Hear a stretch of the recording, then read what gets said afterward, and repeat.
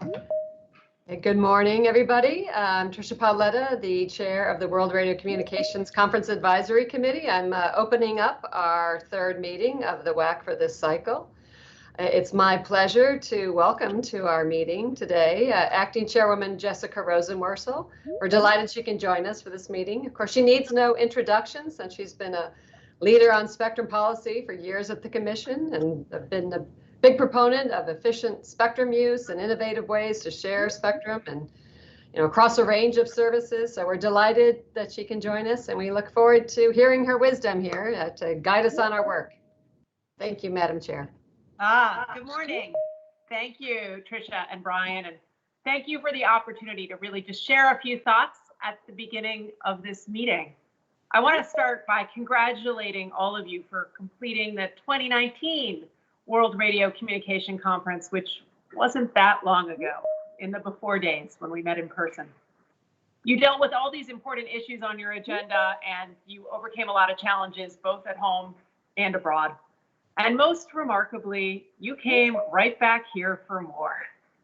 And for that, you have both my gratitude and admiration.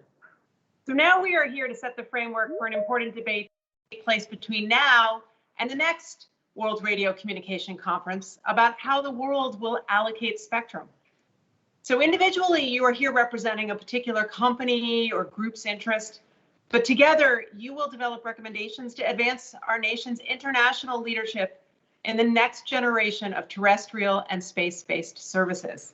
And you'll do that by channeling the best of American and technological innovation through our transparent and deliberative policy process. But let's make no mistake, this is not going to be easy. The next work agenda is even more daunting than usual, and there are a number of divisive mid-band spectrum decisions, satellite studies, and drone and rocket regime issues on deck, just to name a few. On top of that, of course, none of us could have foreseen the difficulties arising from a completely virtual working environment at home or abroad because of this pandemic. So we have our work cut out for us. Now, for those who pay attention, the 2019 work holds a valuable lesson. I think we should heed it as we begin our preparations here. The lesson is this: regional conferences have become an increasingly important part in driving work outcomes. That means the traditional ways of making decisions about international spectrum use are changing. So I'm going to offer this in closing. We succeed when we come together with strong support and collaboration from our inter-American colleagues in North, Central, and South America. I'm pleased to already see that's in your work, in recommendations that reflect important compromises that resonate at CTEL, contribute to regional ITU submissions, and lead to globally harmonized rules that benefit American consumers. For my part, the FCC will continue to make personnel and resource commitments to participate in these regional preparations. And doing so will enhance our efforts considerably, and it will improve our understanding of foreign views, positions, and proposals. So a big thank you in closing to our dedicated FCC coordinators, especially Dante Ibarra, our designated federal officer, and Neche Gundelsberger, our Deputy International Bureau Chief, and so many others from the Bureau, including Luis Bell and Alan Yang. I'm honored to support them and all of you in this effort. Thank you. Thank you very much, Madam Chair, for those remarks. They're very appreciated. Brian, would you like to add anything? No, I just wanted to thank the chairwoman for coming together with us this morning. I want to specifically flag that the nature of international engagement in the new administration is so important, particularly across the Americas, as you flagged. And Damon and Jane and Zach and David, our working group chairs, have done an amazing job in bringing this work forward. So hopefully we're in for some good results, and the team's been working very, very hard. Fantastic. So, Chairwoman. Take care. Bye-bye. Bye-bye. Thank you. Yeah, and I'll echo Brian's remarks on thanking the team for working hard. All of you at the FCC, as well as the WAC members. There was obviously not as much for us to do this last cycle after the December meeting, but the output of the December CTEL meeting shows how, the value of your work, right? Because the majority of what came out of CTEL in terms of preliminary views that were accepted were, of course, largely the work of the WAC. So, keep up the hard work. I know the global slowdown can be challenging, but we seem to be leading the pack in terms of hard work in preparing our region. So again, thank you. Now I'm going to ask for approval of the agenda. So do I have anybody out there can we pull up the agenda on the screen?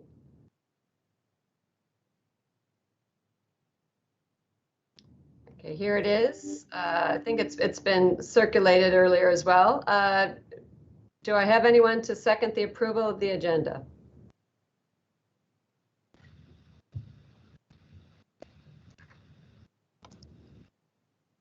Bob Weller, did you have a question? Were you commenting? I was moving for approval of the agenda. I wondered if that's what you were doing. Okay, I just want to make sure I was handling that the right way. Okay, Mr. Weller, we have a second. Tricia, I'm sorry. Thank you. Thank you very much, Bob. And we can move forward on our agenda. So I believe, Brian, it's over to you relative to the minutes. Right. So item 3, the approval of the minutes. This is document 2329. Do I have a motion to approve the minutes? Bob can't have all the fun with seconding. So can we have a motion to approve the minutes? This is Zach. A motion to approve.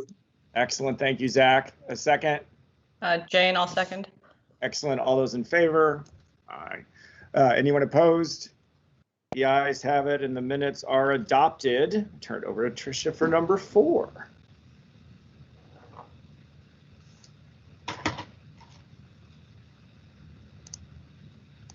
Tricia, you are mute. Thank you for that. Yes. Number 4, update from the FCC on WRC-23 preparations. Dante, can you update us, please? Thank you, Madam Chair, for the floor. Yes, I can provide a very brief update on our work regarding preparations for WRC-23, noting the outstanding work that the committee had done in preparation for the previous regional group meeting of CTEL. We had 15 preliminary reviews presented at that time, and those were introduced and considered during the discussions at the regional group meeting.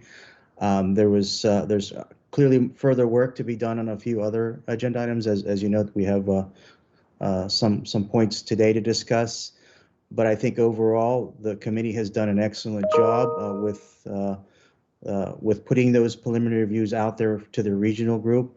Our task with those are clearly to seek advocacy from other CTEL member states, and I think that has been achieved in that regard.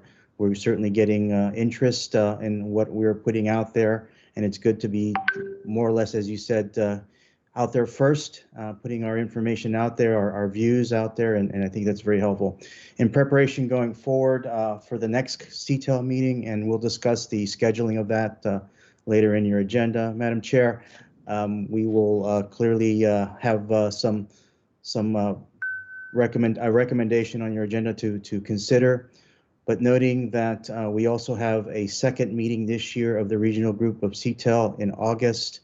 Certainly we will have to clearly start preparing for that August timeframe of that meeting. And so we will clearly be resuming our meetings of the informal working groups to consider any proposals that come from the membership, and seeing whether we need to, based on the outcome of this April meeting of CTEL, whether we need to do any follow-up to those existing contributions, preliminary reviews that the U.S. has submitted. We may have to revisit some of those pending whether other CTEL member states would like to join us. Of course, you know that there's some work there involved in case we have to make some modifications, but that's always the case when we seek to get support from other member states. So in that, I will turn it back to you, Madam Chair. Thank you. Thank you, Dante. Appreciate that update. And I believe Mr. Charles Glass is with us from NTIA. And if so, Charles, can you give us an update from NTIA and your work on preparations for CTEL?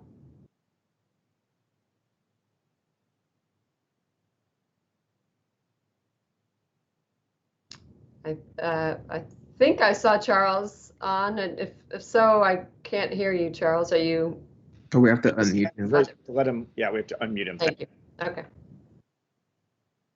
Can you hear me now? Yes.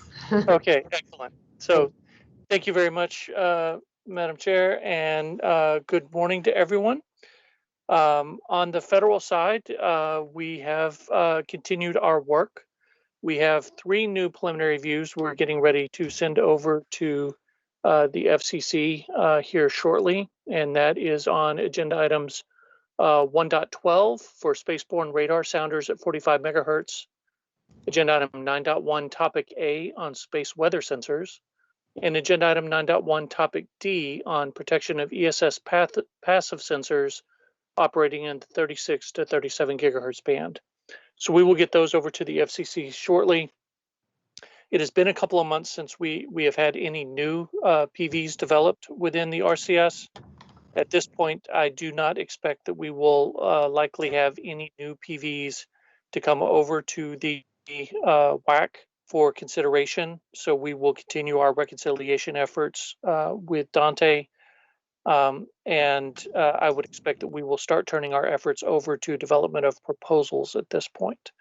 Dante does raise a good point that we, of course, have to continue looking at our PVs within the context of CTEL and seeing what adjustments are necessary, and we will handle those as is the due course of our work in CTEL. And I will leave it with that brief update, Madam Chair, unless there's any questions. Are there any questions from the membership for Mr. Glass?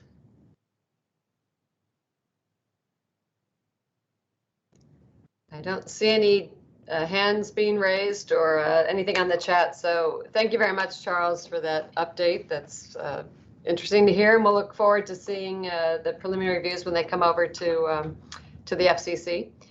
So with that, I'll turn it over to Brian for the next agenda item. Great. Thank you, Tricia. So we're going to proceed with the working group status reports. So each of our chairs are going to provide brief updates. We only have 1 PV for approval today from working group 3. But with that, unless there are any questions, I'm going to turn it over to Damon to go over working group 1. All right. Seeing no questions, we'll turn over to Damon, and all yours, my friend.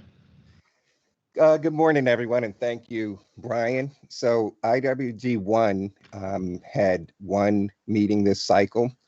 We have no new proposals. We did go over PVs that were sent to CTEL, and just for review, we sent to CTEL documents or PVs on agenda item 1.6. It's a US PV in CTEL, agenda item 1.7. Excuse me, 1.7, we sent a PV to, or draft PV to the FCC, but it has not been reconciled. But for your information, in CTEL, there is a Canadian PV on 1.7. On agenda item 1.8, which is UAS, we sent a PV and it's signed on in CTEL by the US and Canada. On agenda item 1.9, which is wideband HF, we have a PV in CTEL signed on by Canada and the US. Agenda item 1.10, we've had no proposals, so we're still looking for any inputs there.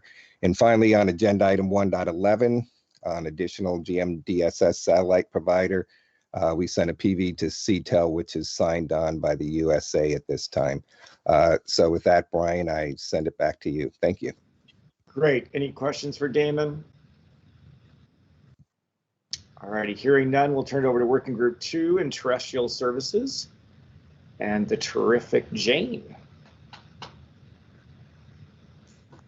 Good morning and thank you. IWG2 has met 1 time since the last WAC meeting. We have no documents for consideration today. I would note that all of the agenda items and topics under our remit have already been forwarded to the WAC and are incorporated into the CTEL PVs with the exception of a few topics that are traditionally handled more towards the end of the cycle. So no documents for consideration today, and many thanks to all of our members. Great, thank you, Jane. Any questions for Working Group 2? We do have a preliminary view from Working Group 3 on space services, and I turn it over to the always finely groomed Zach for beard conversation. No, just coming over to you, Zach. Have at it. Thank you, Brian. Yes, so IWG3 met twice to progress our work. We have 3 categories of work, essentially. One is a completed, from these 2 meetings, one is a completed PV for 1.18, which we'll discuss a little bit later. Pending work on agenda item 1.17, we could not complete our work, but that's progressing well. And the other group of documents are the ones that Charles just raised that are going to be completed. Those are 1.12 and 9.1-ish, topic A and topic D. So we look forward to receiving those for consideration at our next set of IWG meetings. And with that, I would conclude my summary of the meetings. If you'd like, I can go straight into the presentation of 118, but I wasn't sure if you wanted to first take questions on that. Unless there are any questions on the overview of the status report, let's go ahead and move to 18. Any questions? Onward, my friend. Excellent. Yes, so WAC document 30, which is on the screen, was completed. This is agenda 119, which considers possible new allocations for the mobile satellite service and frequency ranges between 1.6 gigahertz and 3.4 gigahertz. The US views split into 3 main areas, which is different from some of the other views we've looked at. It describes, the first section describes the significant US investment that we've made and these frequency bands that are being studied. The second section is the US supports, studies, sharing and compatibility studies in these frequency ranges for possible NGSO MSS. And then the final paragraph is the United States supports appropriate regulatory studies based on the sharing and compatibility studies that will be done in the frequency bands. And with that, I would conclude introduction of WAC 30.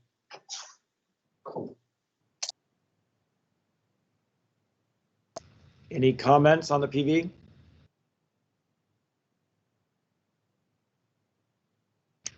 All right, and do we have a recommendation then? Recommendation for WAC approval. Do we have any other comments before we advance this view? Okay, hearing none. Do we need to do anything else formal, Dante? I'm sorry. Do I need to do anything else formal on this, or do I need a formal vote, or no?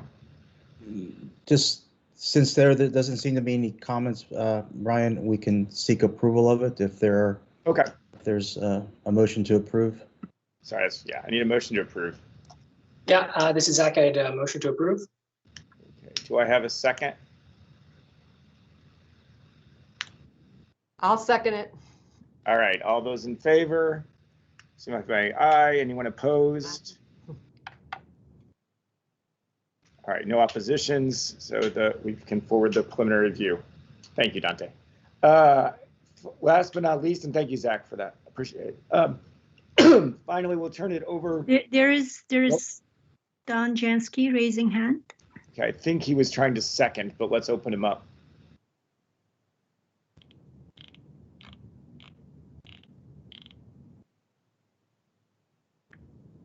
Don, are you there?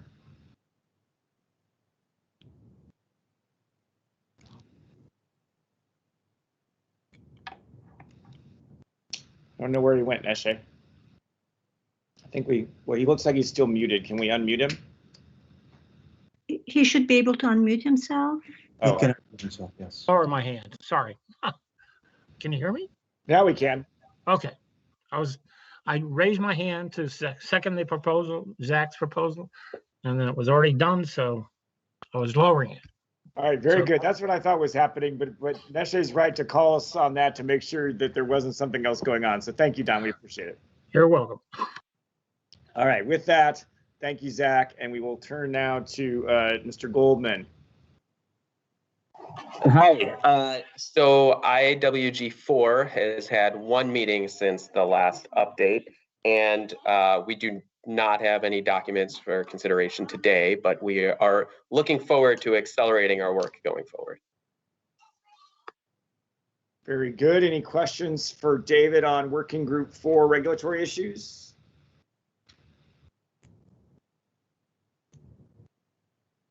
Hearing none, we'd move on to agenda item 6. My esteemed chair. Thank you, Brian. Yes, so for future meetings, we're going to discuss the preparatory timeline. And Dante, could you have that pulled up and review it for us? Sure, if we can go to that document, please, Ron or Ellen, on the screen. Okay, thank you. Yes, so we've updated the timeline here. We are clearly, right now we're at the 3rd meeting milestone. The ITUR meetings are starting to pick up momentum again after the holiday break.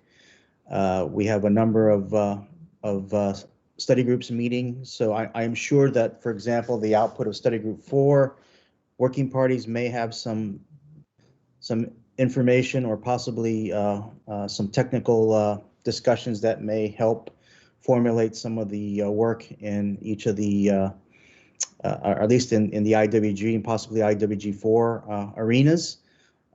Also noting that that Working Party 5D is also meeting soon here at the beginning of March, that there's also several agenda items tied to their work. So we will definitely see some ITUR work that may also affect what you're doing in the IWG. So please pay close attention to those. Noting that our CTEL meeting, the 37th meeting of PCC2, is scheduled for the 5th of April. Between now and then, I will be working with Charles Glass from NTIA to reconcile the preliminary review recommendation that was just approved on agenda item 118. There was mention of the agenda item 1.7. We will try to reconcile and close that one out. And hopefully we will have those two documents forwarded to this CTEL meeting coming up in April. Beyond the April date, again, you can see the ITUR schedule. It again is very, very busy. All of these groups are meeting in virtual, same as we are. We're a virtual situation during the pandemic. So none of the work has stopped. It's progressing to the best it can, given our situation. But you can see we have a long line of ITUR meetings until the next scheduled meeting of PCC2, which is the 30th of August, 2021. And as a result of that, we have now penned in the 4th meeting of the WAC based on the next CTEL meeting in August to be the date of July 20th, 2021. That'll be our next or 4th WAC meeting. So based on that, the IWGs will be putting together their meeting schedules, and we will publish those to everybody as soon as possible, so that we can start, as I said, taking into account the work that's going on in this calendar to help progress towards this August 38th meeting of CTEL. And then beyond that, there will not be any more regional group meetings scheduled for this year. But as you can see, the ITUR is still very busy. And certainly we don't include the WRC regional group meetings from other regions, but they will also be meetings. So we will certainly be attending and participating in those forums and perhaps even exchanging ideas. So it's quite a busy calendar this year, despite the situation. But I think that's a summary of what we have right now, and open up to any questions on the timeline. Thank you, Madam Chair. Thank you, Dante. I'll start off. I assume the April meeting for CTEL is still planned to be a virtual meeting. And do you have any information on the August meeting, if that is planned at this point to be virtual, or are they contemplating a possible in-person meeting? Yes, thank you for the question. Yes, the April meeting of CTEL will be virtual. The meeting that's scheduled right now in August, the 38th meeting. The plan was to sort of play that one by ear. There was a desire to have a in-person meeting, and the host country at this point, I believe they would like to have that meeting in Mexico, but it is all going to basically boil down to whether the organization can host an in-person meeting on those dates. If it's not possible, clearly, then the option may be to change it to a virtual meeting. But that's all I have right now, Madam Chair, on that. Thank you. Okay, thank you for that. And so just to reiterate, the IWG chairs and vice chairs should begin planning a next set of IWG meetings, directly after the April meeting, right? So we're prepared for a August meeting. Okay, any questions from the membership on this very rigorous timeline? And for those of you who've been up at the crack of dawn, 6 a.m. and beyond, for many days, and looking forward to that cycle for another couple of weeks, we commend your hard efforts, so thank you for that. Any questions?